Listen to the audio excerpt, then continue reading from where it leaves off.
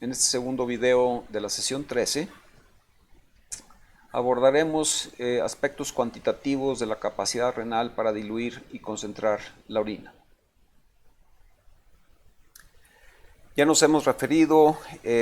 a que los seres humanos tendemos a la hidropenia porque perdemos agua destilada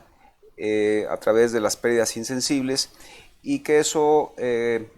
induce a que la respuesta del sistema renal sea una condición de antidiuresis, la cual se caracteriza por tener un flujo urinario bajo, una osmolaridad urinaria elevada, con una cierta excreción urinaria de solutos que está en función del consumo y el metabolismo de solutos. Esta condición de antidiuresis ahora la vamos a representar en este diagrama donde tenemos los vasa recta dispuestos en horquilla y la nefrona con su asa de Henle dispuesta también en horquilla. Y entonces lo que observamos en principio que en esta condición de antidiuresis el gradiente córtico-medular de osmolaridad es un gradiente que está ampliado, va desde 300 hasta 1200. Esto fundamentalmente está dado por la generación del gradiente a través de la porción ascendente gruesa del asa de Henle. Y estos dos eventos, tanto la ampliación en el gradiente como el transporte en la porción ascendente gruesa del asa de Henle, se van favorecidos por la presencia de hormona antidiurética. De manera entonces que la presencia de hormona antidiurética, al inducir una ampliación del gradiente, permitirá entonces que se reabsorba más agua en la porción descendente delgada del asa de Henle. También va a favorecer el que se reabsorba sodio en la porción descendente y en la porción ascendente gruesa. Y a final de cuentas, si el túbulo colector está permeabilizado para agua, entonces se reabsorberá agua y hacia el final del conducto colector, es decir, el conducto colector medular interno, entonces se reabsorberá agua junto con urea, la cual pues va a recircular y va a contribuir pues a que se genere este gradiente, aparte de que pues va a permitir que la urea recircule a través de la nefrona al intersticio y de vuelta a la nefrona, permitiendo entonces que el establecimiento del gradiente córtico-medular de osmolaridad. Si ahora a este mismo individuo le hacemos ingerir 1 litro de agua, lo que observaremos es que en principio desarrollará un aumento en el flujo urinario, con disminución en la osmolaridad urinaria. La osmolaridad plasmática descenderá levemente, y mientras que se elimina el agua, la osmolaridad se mantendrá, la osmolaridad plasmática estará disminuida, pero una vez que se ha eliminado el agua, esto entonces hará que la osmolaridad plasmática se restituya. Recordemos que cuando aumenta el flujo urinario tenemos un discreto incremento en la excreción de solutos, fundamentalmente dado por urea, pero que en esencia es insignificante. De manera entonces que bajo el criterio de diuresis acuosa lo que observamos es un aumento en flujo urinario consecutivo a una disminución en la osmolaridad urinaria sin cambio esencial en la excreción urinaria de solutos. Si ahora representamos esta circunstancia en nuestro diagrama previo, lo que observamos en principio es que ahora el gradiente córtico-medular de osmolaridad se redujo de 300 a 600, entre otras cosas, a consecuencia de que se suprimió la secreción de hormona antidiurética. Esto hace que también se transporte menos sodio en la porción ascendente gruesa del asa de Henle, y dado que se redujo este gradiente, la reabsorción de agua en la porción descendente delgada del asa de Henle será menor, la recirculación de urea también será menor, el transporte de sodio en la porción ascendente gruesa, en la porción ascendente delgada también será menor, y a consecuencia de que se disminuyeron los niveles de hormona antidiurética, el flujo por los vasa recta aumentará, y si aumenta el flujo en los vasa recta, eso contribuye a que se eliminen más solutos de la médula, lo cual contribuirá también a que se reduzca el gradiente córtico medular de osmolaridad. En un portento de concisión gráfica, Vander describe cuál es el curso tanto de la osmolaridad urinaria como del flujo tubular cuando se transita desde el tubo proximal hasta el conducto colector. Voy a hacer un recorrido a través de esta gráfica, y entonces empezamos que la osmolaridad plasmática en principio es del orden de 300 miliosmolar, y en el tubo proximal hemos dicho que de los 125 mililitros que se filtran hacia el final del tubo proximal quedan 44, y dado que la reabsorción a ese nivel es isosmótica e isonátrica, entonces la osmolaridad urinaria esencialmente es semejante a la osmolaridad plasmática. Una vez que se ingresa al asa de Henle, entonces se reabsorbe agua en la porción ascendente delgada, lo cual hace que el contenido tubular alcance una osmolaridad semejante a la del intersticio, es decir, se equilibra con el intersticio, y se alcanza entonces la osmolaridad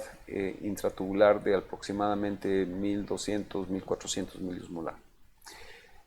Una vez que pasa la horquilla, el líquido ingresa a la porción ascendente delgada y la porción ascendente gruesa, que forman parte del segmento diluyente, y entonces ahora la concentración de solutos va a caer, y dado que es impermeable al agua este segmento, entonces el flujo tubular será semejante al que se obtuvo hacia el final o hacia la punta de la horquilla, pero con una concentración osmolar mucho más baja que la osmolaridad plasmática, del orden de unos probablemente 100-150 miliosmolar. Cuando este líquido ingresa al tubo contorneado distal y al conducto conector,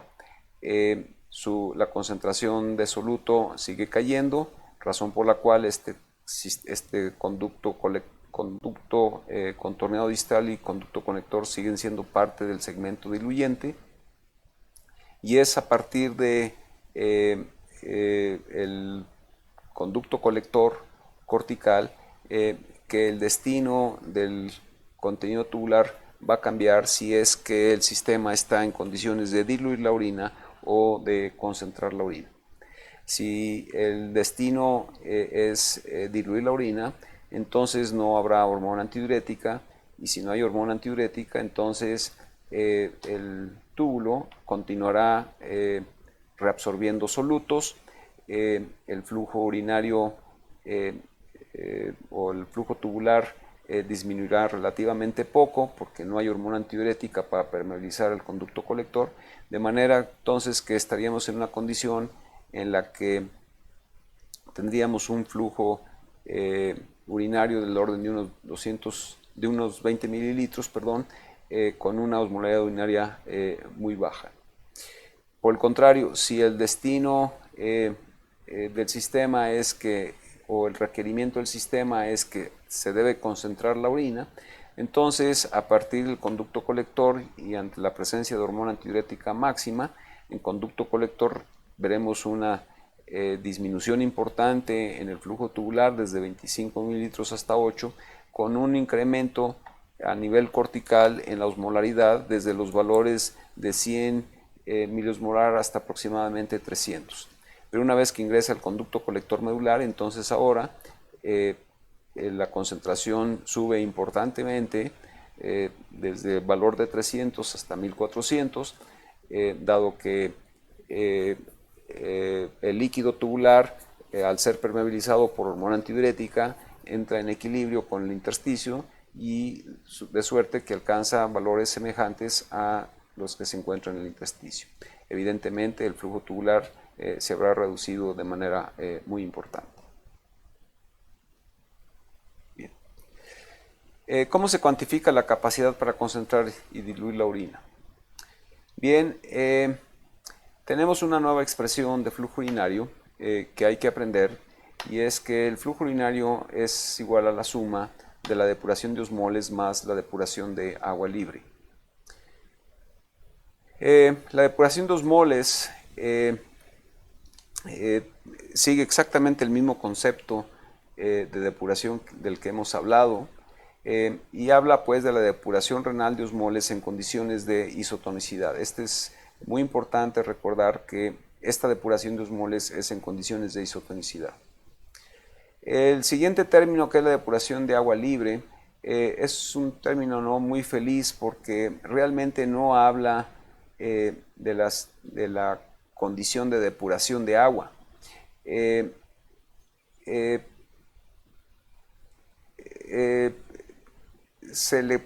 Históricamente se le ha conocido como depuración de agua libre, y en esencia habla de la medida en la que el riñón diluye o concentra la orina en relación al plasma.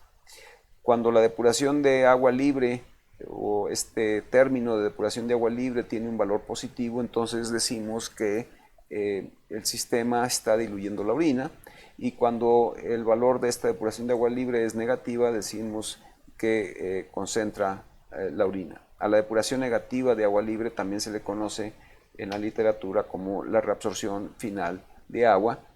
porque es la reabsorción que se está dando en el conducto colector medular interno. Bien, de esta expresión de flujo urinario, que es igual a la depuración de osmoles más la depuración de agua libre, voy a proceder a despejar depuración de agua libre. Entonces, si despejo depuración de agua libre, entonces tendremos que la depuración de agua libre será igual al flujo urinario menos la depuración de osmoles. Voy a hacer explícito el término de depuración de osmoles en la siguiente expresión, de manera entonces que flujo urinario será igual al U osmol B sobre el P de osmol. Ahora simplemente voy a replantear esta expresión anterior, y digo entonces que la depuración de agua libre es igual al flujo urinario menos el U de osmol sobre el P de osmol multiplicado por el flujo urinario. Si ahora factorizo por flujo urinario, entonces la depuración de agua libre será igual al flujo urinario, paréntesis, menos 1 menos el UP de osmol. Esta última expresión es importante porque rápidamente permite saber si un sujeto está teniendo depuración o no, depuración positiva o negativa de agua libre. Vamos a suponer que en un primer caso la concentración urinaria sea mayor que la concentración plasmática, lo cual hace que este cociente sea mayor de 1. Y si es mayor de 1, entonces el valor de este paréntesis será negativo, y si uno lo multiplica por flujo urinario, pues será negativo. Entonces, cuando la concentración urinaria es mayor que la concentración plasmática, tendremos depuración negativa de agua libre, o lo que es lo mismo, tendremos una reabsorción final de agua a nivel de conducto colector. Por el contrario, si la concentración urinaria es menor que la concentración plasmática, este cociente será menor de 1, y al ser menor de 1 y restárselo a un valor 1 positivo, esto entonces tendrá un valor positivo que multiplicado por el flujo dará lugar a una depuración positiva de agua libre. Para entender más este aspecto cuantitativo, voy a proceder a plantear 3 situaciones en las que, partiendo de una situación en la que se necesitan excretar 600 miliosmoles de soluto al día, un sujeto puede estar en 3 condiciones básicas. La primera circunstancia en la que voy a plantear es la condición en la que el sujeto, que tiene que excretar 600 miliosmoles por día de solutos, llega al laboratorio con un garrafón de toda la orina que juntó en ese día, y ese garrafón contiene 4 litros de orina. Esa es la colección real del sujeto, el flujo urinario real. Ajustó 4 litros de orina, colectó 4 litros de orina en las 24 horas. Bien. Ahora, yo puedo hacer una representación de ese flujo urinario real en función de la ecuación que ya conozco, que dice que flujo urinario es igual a la depuración de osmoles más la depuración de agua libre. Entonces, voy a calcular en principio la depuración de osmoles, y yo sé que si el sujeto llega con 4 litros de flujo urinario y está excretando 600 miliosmoles, cada litro de esos 4 litros tendrá 150 miliosmoles, 150 miliosmolar, que multiplicado por los 4 litros pues dará lugar a los 600, de manera que la depuración de osmoles, que es la excreción de osmoles sobre la concentración plasmática de osmoles, que en este caso consideramos que es de 300, pues será de 2 litros. Y con eso habré calculado la depuración de osmoles, y entonces si calculo ahora la depuración de agua libre, que no es otra cosa más que el flujo urinario menos la depuración de osmoles, entonces me dará 2 litros también al día. Esto entonces yo puedo representar este flujo urinario real, lo puedo representar ahora en mi mente como compuesto de dos partes. Una es la depuración de osmoles, que fue de 2 litros. Acuérdense que la depuración de osmoles se da en términos de condiciones isotónicas, más 2 litros de agua destilada o agua libre. Y la suma de estos dos volúmenes me dan los 4 litros de orina con las cuales llegó el sujeto al laboratorio. Bien, ahora voy a proceder a discutir el caso de un sujeto o del mismo sujeto que está excretando los 600 miliosmoles, pero ahora llega al laboratorio con un garrafón en el que colectó su orina 24 horas y ahora nada más colectó 2 litros al día en 24 horas. Y eso está representado aquí por esta situación. Entonces, el sujeto llega con un flujo urinario de 2 litros en 24 horas. Si ahora analizo cuantitativamente esta situación y defino la depuración de osmoles en este sujeto, pues resulta que si llega con 2 litros de orina y tiene que excretar 600 miliosmoles en 24 horas, cada litro de orina contendrá 300 miliosmolar. De manera entonces que si yo multiplico la concentración urinaria por el flujo urinario, que son 2 litros, serán 600, dividido entre 300 me da 2 litros. De nueva cuenta, entonces, la depuración de osmoles en este sujeto es de 2 litros, semejante a lo que habíamos visto en la condición previa. Si ahora calculamos la depuración de agua libre, encontraremos que agua libre es igual al flujo urinario menos la depuración de osmoles, y esto será igual a 0. Es decir, yo puedo representar esta situación de una orina isotónica, en el que el sujeto llegó con 2 litros de orina y 600 miliosmoles de excreción de solutos, como una circunstancia, la puedo representar como una depuración de osmoles de 2 litros con 0 depuración de agua libre. Finalmente, voy a analizar la condición de una orina concentrada. Si este mismo sujeto que está excretando 600 miliosmoles, pero ahora llega con una colección urinaria de 24 horas de un solo litro, entonces resultará que ese litro tendrá unas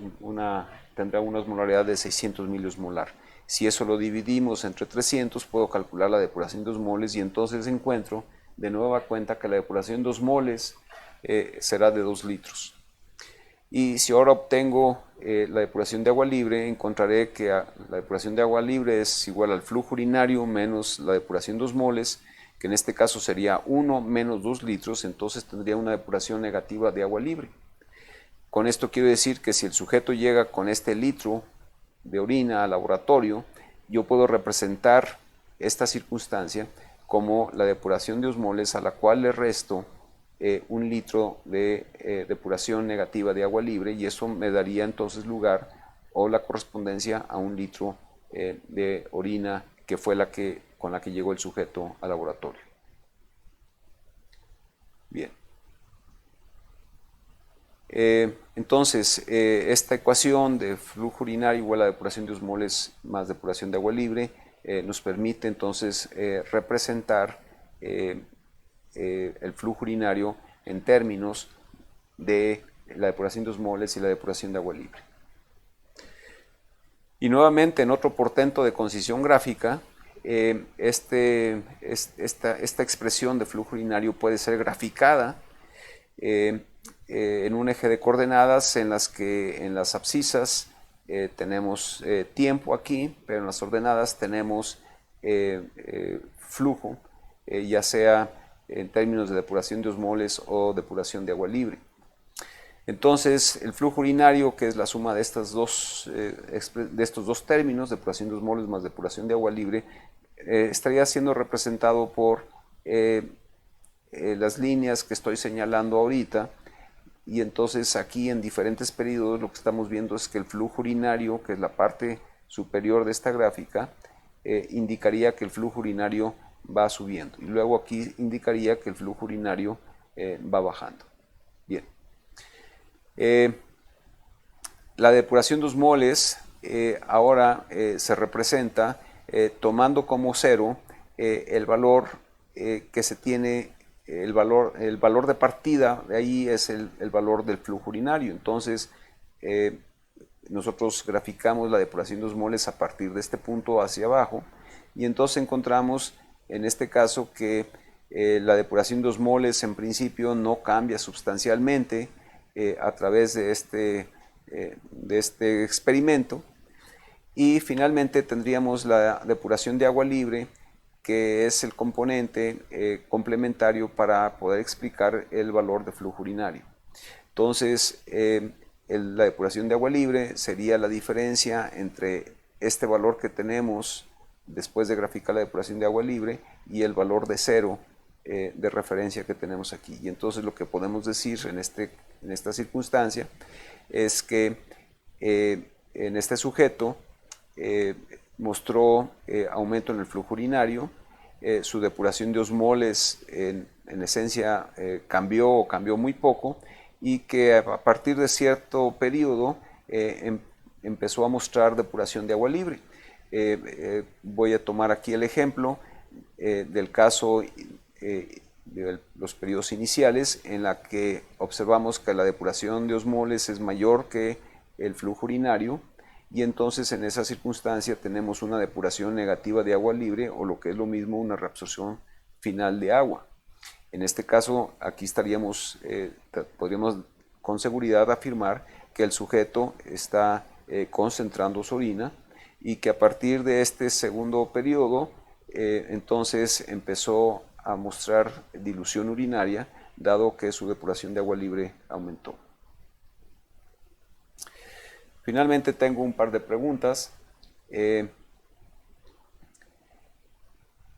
la primera de ellas es, ¿cómo evaluaría usted la capacidad que tiene un individuo para concentrar la orina? La idea es ver si usted puede, dentro de estas opciones, definir cuál estrategia utilizaría para ver si un sujeto es capaz de concentrar la orina. Bueno, de todas estas estrategias que aquí están puestas, quizás la más simple y barata sería esta, que sería suprimiéndole la ingesta de agua. Y en efecto, la manera como se evalúa si un sujeto concentra la orina es suprimiéndole la ingesta de agua. En general, los protocolos de restricción hídrica, desde el punto de vista clínico, consisten en suprimir la ingesta de agua. Dependiendo de la circunstancia, puede hacerse por 8, 12, 24 horas, o hasta que se alcanza una cierta pérdida de peso corporal, y esa es la manera como se puede evaluar la capacidad que tiene un individuo para concentrar la orina, suprimiéndole la ingesta de agua. La siguiente pregunta es: ¿cómo evaluaría usted la capacidad que tiene un individuo para diluir la orina? Y nuevamente se presentan aquí diferentes estrategias, y pues evidentemente la forma fácil de evaluar la capacidad de diluir la orina pues es administrándole una carga de agua, y en efecto hay protocolos de carga líquida para evaluar si un sujeto es capaz de diluir su orina.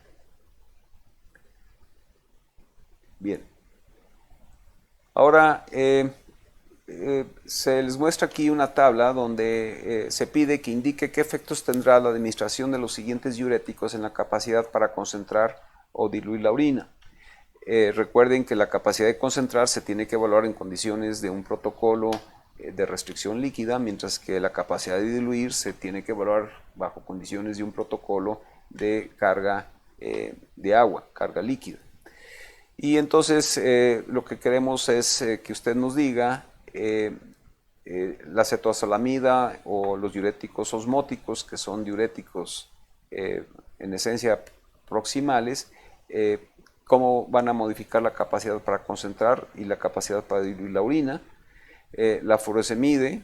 las tiazidas y los ahorradores de potasio. Bueno,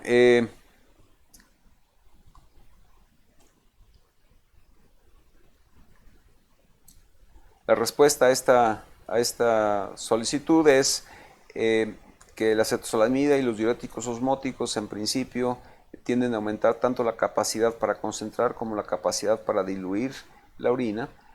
básicamente porque lo que hacen es aumentar la entrega distal de sodio. En contraste, la furosemide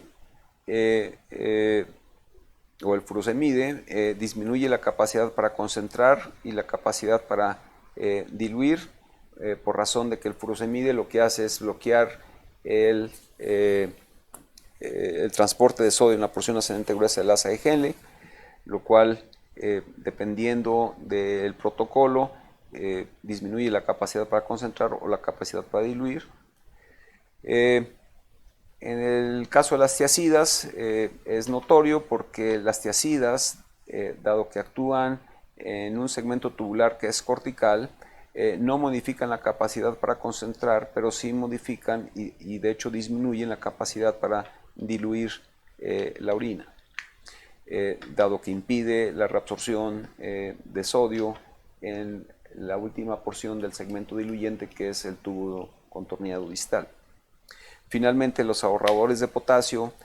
no modifican sustancialmente la capacidad ni para concentrar ni para diluir la orina, básicamente porque son ahorradores de muy baja eficacia, y estos ahorradores, la magnitud en la que bloquean el transporte de sodio es relativamente bajo. Con esto entonces terminamos la presentación de los mecanismos de concentración y dilución urinaria.